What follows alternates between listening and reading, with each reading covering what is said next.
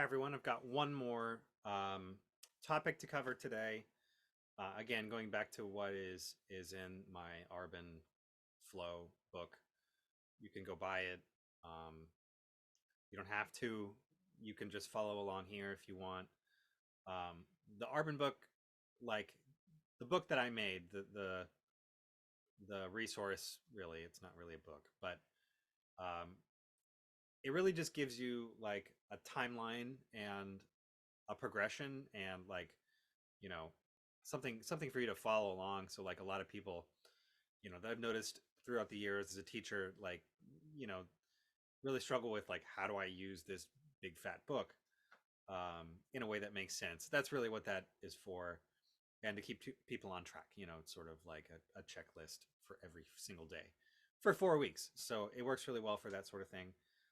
But one thing it doesn't have is recordings, and there aren't a ton of recordings out there on YouTube of really good Arbin, performances, especially some of these phrasing studies. So phrasing studies and the rhythmic etudes are really the core of that, and I think the core of anybody's like Arbin study. I use them all the time with students. Just flipping, flip flopping between those two things is just like magic pixie dust for students on the trumpet. Um, so I'm going to tackle phrasing study number one, Rob and Adair, right now. This has actually been recorded a bunch. I'm not going to like dwell on it. It's not going to be as good as whoever's on YouTube. That's fine. We're just after good, like I said, good flow, sparkly, happy sound, ease, intonation. For me, I'm going to try and play this in tune this time. And like a couple little odds and ends if you want to dig deeper, but we're just singing a song. That's the whole point of these phrasing studies. So I'm going to start with a performance and we're going to break it down a little bit. Again, not too much. You can go on the internet and see all of these things. Like Jen Morata's is out of this world. It's an incredible resource for anybody. So I'm not even going to try and match that. But yeah, here you go.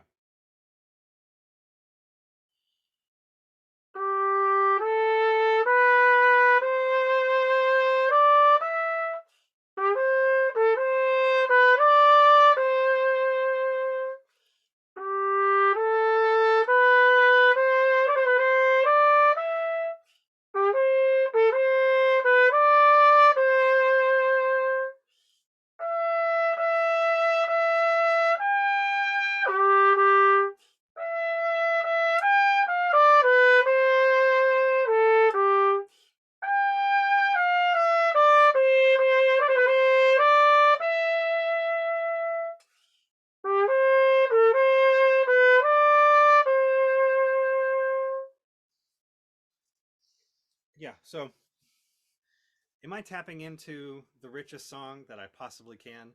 No way. I'm placing notes all over the place. It's sort of like I'm not proud of that particular performance. It's fine. Like an in tune C is a good C. So I recognize the pragmatic element of getting through it. It was fine, but there's a couple things that I think we should all be working on here, whether it's note perfect or not. And one of those things is not placing notes. Let me demonstrate. A little weird, but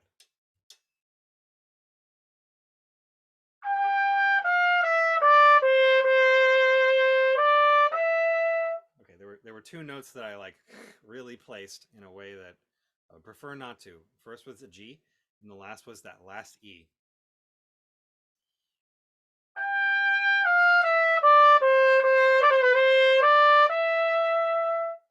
Is better. A little bit fast, but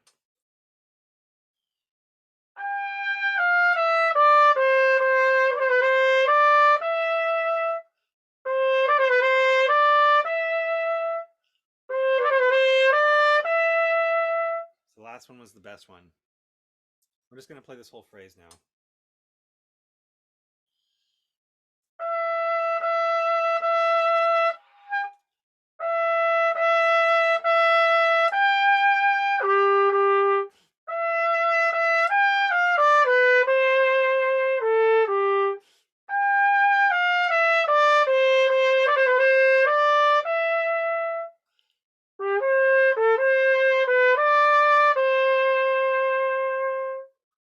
And so like that last go was pretty good, and I was a little more proud of that. Like missed notes aside, or things that are slightly off center, really not too big a deal. We're really looking for not squeezing the note right before we move to the next note.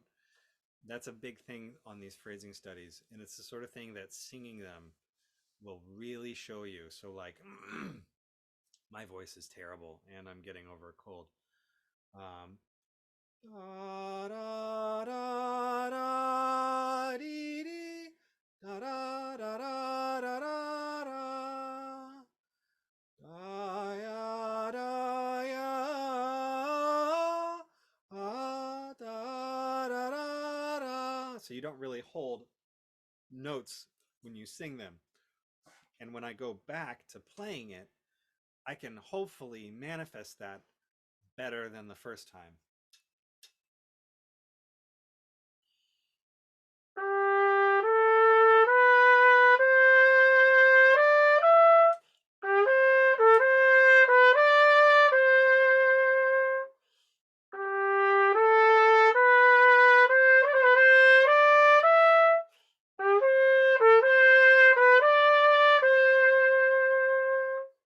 A little bit better.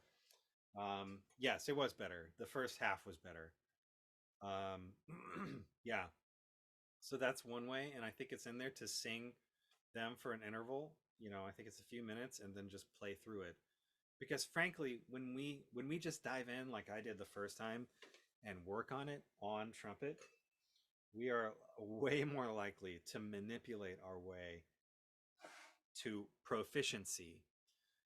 Um, and sometimes that proficiency is just a mask for a lack of flow, for a lack of singing, and we want to lead with that singing, especially on these phrasing studies.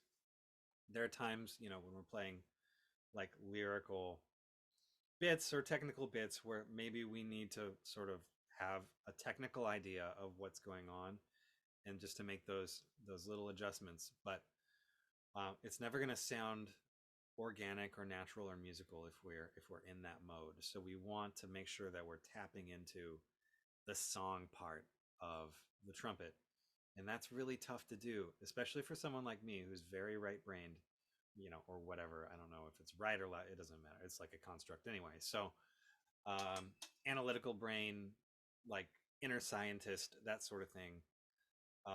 We just have to find that little voice. We have to find the little whisper in there that wants to sing, that wants to sing in the shower or in the Taj Mahal or whatever.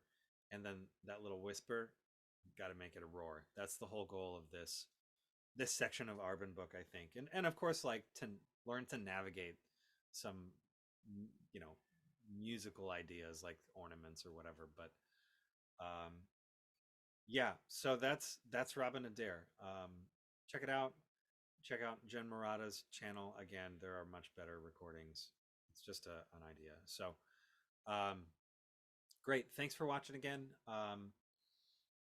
Yeah, real quick, maybe like I'll just break down like some of the musical elements. The first two bars, just the only thing that really matters is this arc.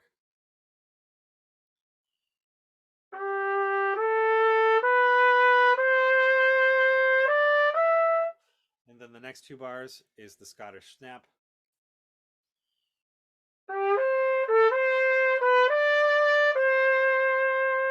I like to add a little bit of like up and down to that. I think it sounds stupid to just sort of play it straight. And then we do the same thing again.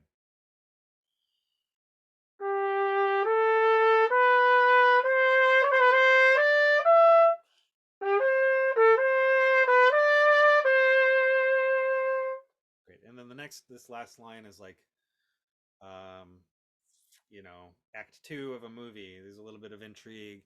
Um, you can make up a story if you want. I think it's just like the bridge of a song, right?